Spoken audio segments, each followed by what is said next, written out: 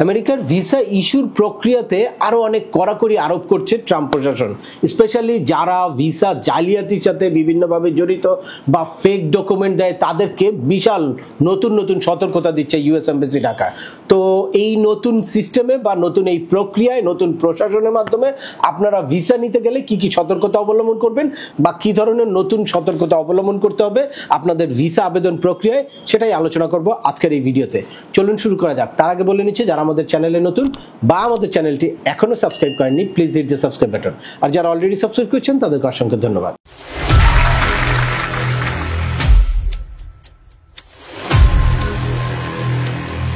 Welcome back, আপনাদের সাথে আছে আমি সেম আমিনুল বাহার। আমাদের এই চ্যানেলে ইউএসএ ভিজিট, পড়াশোনা, ওয়ার্ক পারমিট এবং মাইগ্রেশন সংক্রান্ত বেশ কিছু আপডেটেড ইনফরমেশন আছে। আপনারা যারা যেই টপিকস ইন্টারেস্টেড দয়া করে ওই রিলেটেড সকল ভিডিওগুলো দেখবেন।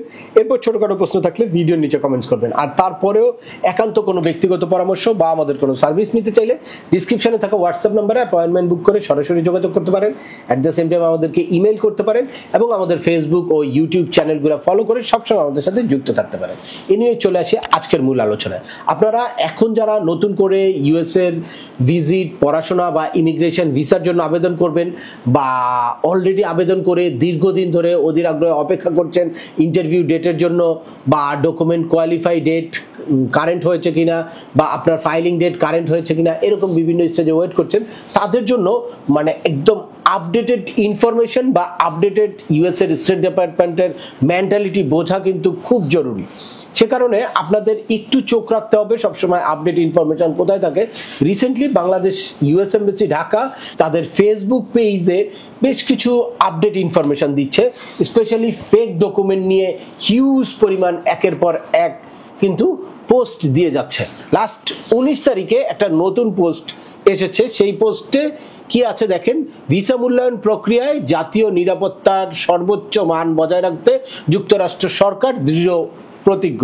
অর্থাৎ মানে ভিসা ইস্যু করার আগে তারা জাতীয় নিরাপত্তাটাকে খুব হাইয়েস্ট একটা কনসার্ন ইস্যুতে রাখবে।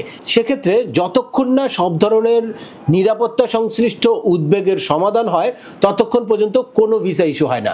ভুয়া নথিপত্র দাখিলকারী আবেদনকারীদের কোনো ভিসা দেওয়া হয় না এবং তাদের বিরুদ্ধে যুক্তরাষ্ট্রের আইন অনুযায়ী এবং সংশ্লিষ্ট দেশের আইনগত ব্যবস্থা নেওয়া হবে। মানে নিরাপত্তা নিশ্চিত করার আগ পর্যন্ত কোন রকম কোনো তারা ভিসা ইস্যু করবে না। আর নিরাপত্তা নিশ্চিত কিভাবে করবে, যখন আপনি অথেন্টিক ডকুমেন্ট দিবেন। যদি কোনো ডকুমেন্ট ফেক ডকুমেন্ট বা ফেক ইনফরমেশন আপনি দেন তাহলে কিন্তু যুক্তরাষ্ট্রের আইন অনুযায়ী বা দেশের মানে আভ্যন্তরীণ আইন অনুযায়ী আপনার বিরুদ্ধে যে কোনো রকম শাস্তিমূলক ব্যবস্থা গ্রহণ করবে, ভিসা তো দিবেই না। এই যে এরপরে দেখতে পাচ্ছেন আরেকটা 21শে এপ্রিল মানে তার 2 দিন পরেই নতুন আরেকটা পোস্ট দিয়েছে।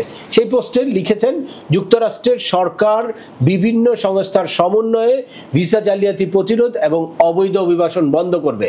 যারা ভিসা জালিয়াতিতে জড়িত তাদের আজীবনের জন্য যুক্তরাষ্ট্র প্রবেশ নিষিদ্ধ করবে। একটি দেশের যদি সুরক্ষিত সীমান্ত না থাকে তাহলে সেটা আর জাতি হিসেবে টিকে থাকতে পারে না। যারা ভিসা জালিয়াতিতে অংশ নেয় বা অবৈধ অভিবাসীদের যুক্তরাষ্ট্রে আনে ও আশ্রয় দেয় তাদের বিরুদ্ধে ফৌজদারি অভিযোগ দায়ের করা হবে। অর্থাৎ বিভিন্ন এজেন্সি যারা অবৈধভাবে আপনাদেরকে ইউএসএ তে পাঠিয়ে দেওয়ার প্রত্যাশা দেয় বা আশা দেয় আপনাদেরকে, এইসব বিভিন্ন এজেন্সিকে সতর্ক করেছে যে ভিসা জালিয়াতির সাথে কোনোভাবে জড়িত তাদের বিরুদ্ধেও আইনগত ব্যবস্থা নিবে যুক্তরাষ্ট্রের সরকার। এবার দেশীয় হতে পারে, এটা ইউএস এর গভর্নমেন্টের আইনে হতে পারে। যদি তারা ইউএসএ তে থাকে তাহলে ইউএস এর আইন অনুযায়ী, আর যদি বাংলাদেশে থাকে তাহলেও বাংলাদেশের আইন অনুযায়ী তাদের বিরুদ্ধে কিন্তু কঠোর ব্যবস্থা নিবে, এরকম একটা হুঁশিয়ারি দিয়েছে। ফাইনালি আজকে জাস্ট 7 ঘন্টা আগে আরো একটি পোস্ট দিয়েছে যেখানে fake document permanent US visa ban, এইটা ছিল ইমেজ এবং পোস্টে কি লেখা ছিল, আপনি যদি যুক্তরাষ্ট্রের ভিসা আবেদনের সাথে ভুয়া কাগজপত্র জমা দেন তবে আপনি জালিয়াতির অপরাধে জড়িত হয়ে পড়েছেন, নিজের ভবিষ্যৎকে ঝুঁকির মুখে ফেলেছেন। আমরা সব সময় কাগজপত্র জালিয়াতিদের চেয়ে এক ধাপ এগিয়ে থাকি এবং আসন্ন হুমকির সাথে মানিয়ে নেই। আপনার ভবিষ্যৎ ভ্রমণ সুযোগ রক্ষা করুন, সত্য বলুন, ভুয়া কাগজপত্র জমা দেবেন না। তার মানে ফেক ডকুমেন্ট নিয়ে আরো একটি পোস্ট দিয়েছে, আবারও নতুন করে সতর্কতা জারি করেছে যে কেউ ফেক ডকুমেন্ট দিবেন না, তাহলে আপনার যদি এক্সিস্টিং ভিসা হয়েও থাকে সেই ভিসাটাও কিন্তু ক্যান্সেল হতে পারে এবং আপনি পার্মানেন্টলি ব্যান্ড হতে পারেন ইউএসএ। তো এই ব্যাপারে আপনারা মানে আগে থেকেই সতর্ক থাকা দরকার, কিন্তু এখন এই ট্রাম্প প্রশাসনের সময় এই জিনিসগুলা ইউএস এমবাসি ঢাকা বারবার দেওয়ার মানে হচ্ছে স্টেট ডিপার্টমেন্ট থেকে তাদের প্রেশার আছে এবং গভর্নমেন্টের তরফ থেকে স্টেট ডিপার্টমেন্টের প্রেশার আছে যে কোনো রকম কোনো ফেক ডকুমেন্ট দিয়ে কোনো ভিসা যাতে ইস্যু না হয়, যে কারণে আপনারা যেই ইনফরমেশনগুলা DS-160 দিবেন সেই ইনফরমেশনগুলা কিন্তু অনেক যাচাই বাছাই হবে। এখন ওই যে 7 দিন আগে আপনার DS-160 ফিল আউট করা টোটালি বন্ধ করে দিচ্ছে, এই 7 দিন কিন্তু আপনার এই ইনফরমেশন রিভিউ করবে।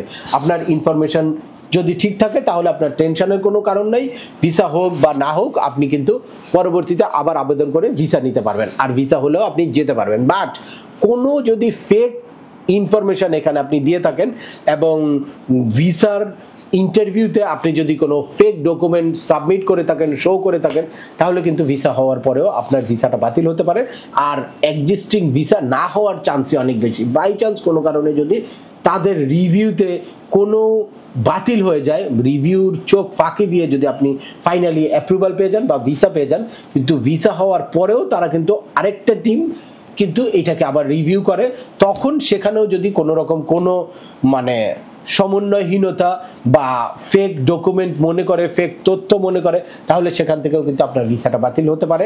ইভেন আপনি দেখেছেন আমার এর আগের একটা ভিডিও ছিল যেখানে সে ভিসা হওয়ার পরে টিকিট কেটে এয়ারপোর্টে গিয়েছে, এয়ারপোর্ট থেকে তাকে রিটার্ন করেছে। So be careful. এখন নতুন করে আবেদন করার ক্ষেত্রে আপনারা যেন তেন এজেন্সির কাছে গিয়ে যে কোনোভাবে ভিসার জন্য আবেদন করবেন না বা কোনো রকম কোনো চুক্তিতে কারো কাছে যাবেন না। অনেকেই বিভিন্ন এজেন্সি চুক্তি করে আপনাদেরকে ভিসা দিতে চায় যে এত টাকার বিনিময়ে আগে 1 টাকাও দিতে হবে না, আপনারা একদম সম্পূর্ণ ফ্রিতে ভিসার আবেদন করতে পারবেন, ভিসা হলে টাকা দিবেন, ভিসা না হলে কোনো টাকা দিতে হবে না। কিন্তু যদি এখানে তারা ফেক ডকুমেন্ট বা ফেক ইনফরমেশন দিয়ে আপনার আবেদনটা সাবমিট করে, তাহলে কিন্তু আপনি সারা জীবনের জন্য ব্যান্ড হয়ে যাবেন। বাই চান্স কোনো কারণে যদি ভিসা হয়ে যায় ফাঁকি দিয়ে, তাহলে কিন্তু তারা টাকা নিবে।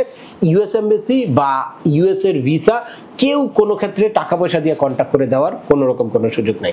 এই ব্যাপারটা আপনারা একটু মাথায় রাখবেন। তো আজকের ভিডিওটি এখানেই শেষ করব।